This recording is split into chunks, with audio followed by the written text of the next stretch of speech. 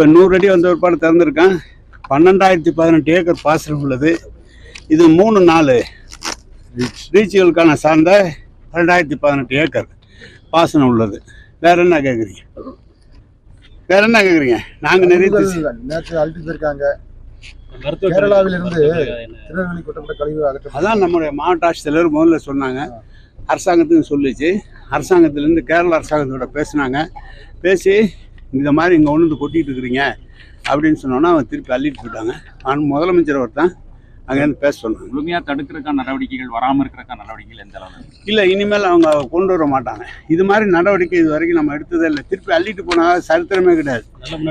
ஆமாம், இனிமேல் நடக்காத வரையும் நான் பார்த்துக்கலாம். அப்படி நடந்ததுன்னா பறிமுதல் பண்ணி கைது பண்ணுறதுக்குள்ள உத்தரவு கொடுத்தாங்க.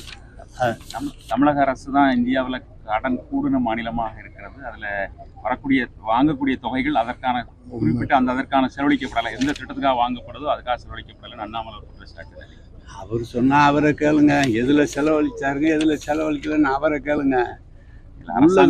ஒரு அரசாங்கம் மத்திய அரசாங்கம் அனுமதிக்காமல் கடன் வாங்க முடியாது.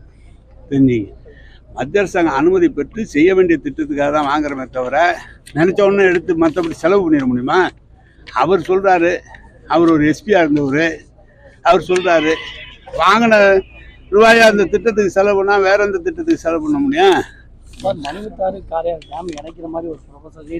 ஏற்கனவே சொன்னாங்க முதலமைச்சர்கிட்ட. அங்கே வந்தவுடனே சொன்னாங்க முதலமைச்சர்கிட்ட பேசுவோம், பேசி அது என்ன செய்யணும் ஏதுன்னு எல்லா நடவடிக்கை. நெல்லை கொலை சம்பவத்தை மையப்படுத்தி தமிழ்நாடு காவல்துறை அலட்சியமாக செயல்படுதா கோர்ட் ஹைகோர்ட் சொல்லியிருக்காங்க.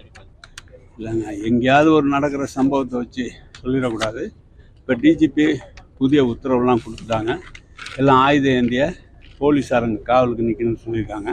இந்த மாதிரி சம்பவத்தில் உடனடியாக அவங்களுக்கு சுடுற அதிகாரமே கொடுத்துருக்காங்க. அத்தியாவசிய நிலை ஏற்பட்டால் அது மாதிரிலாம் டிஜிபி சொல்லியிருக்காங்க.